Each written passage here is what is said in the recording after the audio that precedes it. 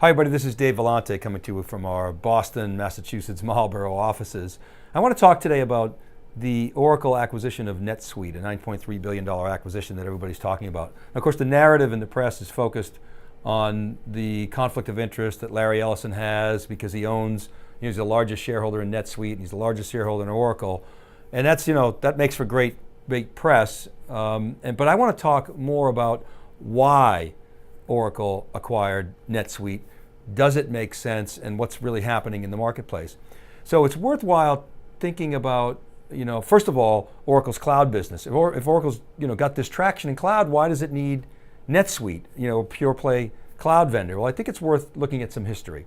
So you go back to Oracle's or Larry Ellison's cloud rant back at the Churchill Club in the sort of middle part of the 2000s when he was talking with Ed Zander. What did he say?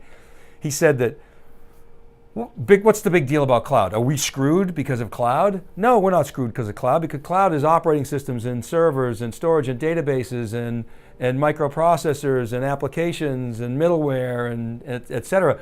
And so everybody misinterpreted that as Larry doesn't understand cloud, he's denying cloud. That clearly was not the case, as you've seen today, Oracle investing like crazy in cloud. So maybe it was a little Larry head fake just to let people look over here. Well, he was really investing in R&D over here, but clearly that was sort of a signal that people misinterpreted.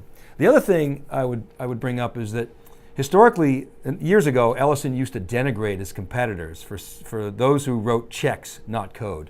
And then all of a sudden, Ellison and Oracle completely changed the industry with some massive acquisitions. Everybody remembers the hostile takeover of PeopleSoft, BEA Systems, and many, many others.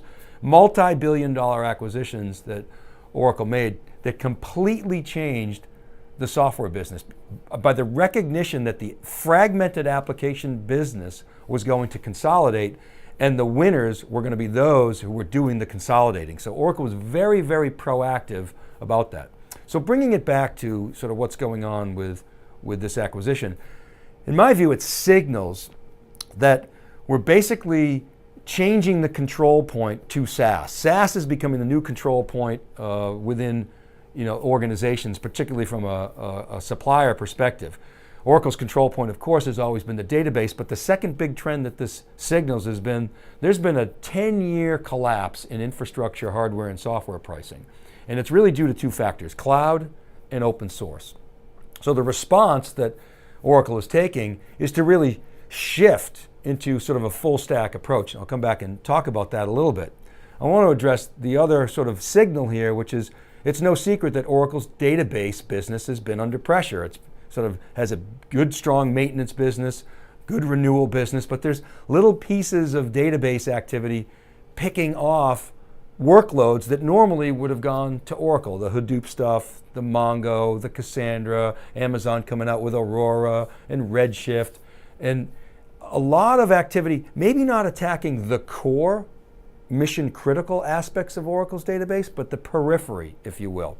So again, what Oracle's doing is shifting, recognizing the shift of that control point to SaaS and being proactive about that. So Oracle's also countering with a full stack approach.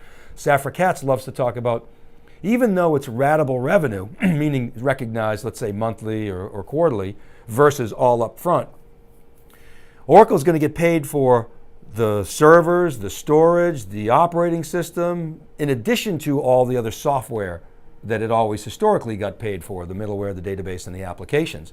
So it's picking off margin to the extent that it can get critical mass in that business from all the hardware pieces. That was a big part of the Oracle acquisition of Sun Microsystems, that's $7.4 billion acquisitions, in addition to Java, being a key linchpin of that, but also the whole notion of software and hardware engineered together. Oracle, we often talk on theCUBE, John Furrier and myself, about Oracle is trying to be the iPhone of the data center. So let's get back to NetSuite. A lot of people talking about the overlap between NetSuite and Oracle. Well, there is some overlap just in terms of the function. NetSuite, big in ERP, financials, and obviously Oracle ERP and financials. NetSuite doesn't have HR, but the big reason why I'm not concerned about the overlap is that NetSuite really has focused on small and mid-sized customers. It was trying to move up market, but really SMB was kind of its sweet spot. It's something that Oracle, I think, covets. And so what Oracle now provides NetSuite is a massive distribution channel globally. So that's why Oracle's saying this acquisition is going to be accretive. It's a game changer for a smaller company like NetSuite. What about integration? We saw with Oracle Fusion the difficulty of integrating all these bespoke application companies that Oracle purchased was very, very painful. It took the better part of a decade, if not a little bit more than a decade. And that, again, is a big reason why Oracle acquired Sun, in my opinion anyway, was to get Java. I mean, Oracle rewrote Fusion from the ground up in Java. Took a long, long time, and it wasn't going to let IBM, who was also bidding on Sun Microsystem, get access to a key linchpin of its technology in Java. But nonetheless, integration with cloud will not repeat, in my view, what we saw with Fusion. Why is that? Because customers running in the cloud in a SaaS generally are running the current version or maybe even one version behind.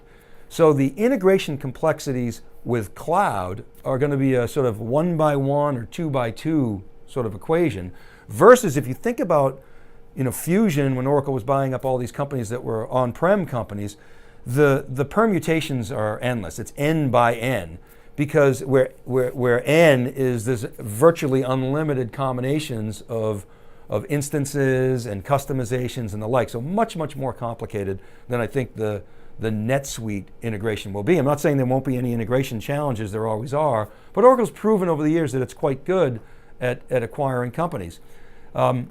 The other thing about the SMB focus is my sources indicate to me that Mark Hurd has really been pushing on telesales, lower cost telesales people that are really driving more volume. That's the perfect model for NetSuite. When you think about how Salesforce sells, a lot of Salesforce activity, of course, is done over telesales. So the bottom line to me is this actually makes perfect sense.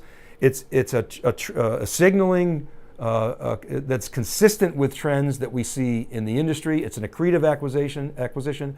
It's a pure cloud play, and Oracle has signaled that it's all in on cloud. So that's my quick take on the NetSuite acquisition by Oracle. What do you think? Tweet me at dvellante.